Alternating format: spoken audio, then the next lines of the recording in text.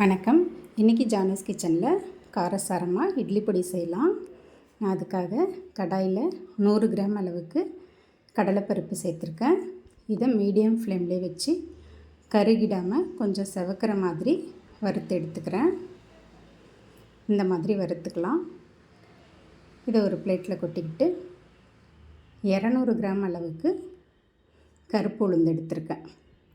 100 gram கடலைப்பருப்புக்கு 200 gram அளவுக்கு கருப்பு உளுந்து.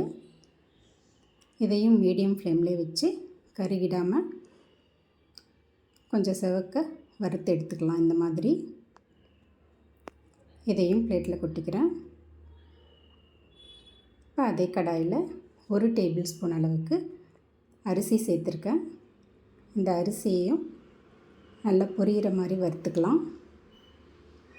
இந்த மாதிரி அரிசி நல்லா பொரிஞ்சு வரணும். அது கூடவே எள்ளு 1 டேபிள் ஸ்பூன் சேர்த்துக்கிறேன். எள்ளு கொஞ்சம் வெடிக்க விட்டுடலாம். இந்த மாதிரி வெடிக்கணும், படப்படன்னு வெடிக்கணும். அதையும் சேர்த்து அந்த பிளேட்டில் கொட்டிக்கலாம். இப்போ 1 டேபிள் ஸ்பூன் அளவுக்கு எண்ணெய் ஊற்றிருக்கேன். அதில் பெருங்காயம் சேர்த்துக்கிறேன். கட்டி பெருங்காயம். இட்லி பொடிக்கலாம் கட்டி பெருங்காயம் இந்த மாதிரி பொரித்து போட்டால் நல்ல வாசனையாக இருக்கும்.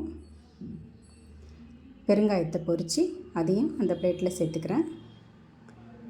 காரத்துக்கு தகுந்த மாதிரி நம்ம மிளகாய் சேர்த்துக்கலாம். அவங்கவுங்க காரத்துக்கு விருப்பப்பட்ட மாதிரி மிளகாய் சேர்த்துக்கலாம். மிளகாவையும் அதே எண்ணெயில் இந்த மாதிரி வறுத்து எடுத்துக்கலாம். வறுத்து அதையும் பிளேட்டில் கொட்டிக்கிறேன். இப்போ இதெல்லாம் நல்லா ஆறட்டும். இது கூட டேஸ்ட்டுக்கு தகுந்த மாதிரி உப்பு சேர்த்துக்கிறேன். முதல்ல மிக்ஸி ஜாரில் அந்த பெருங்காய கட்டிகளையும் மிளகாவையும் போட்டு இந்த மாதிரி அரைச்சிக்கலாம்.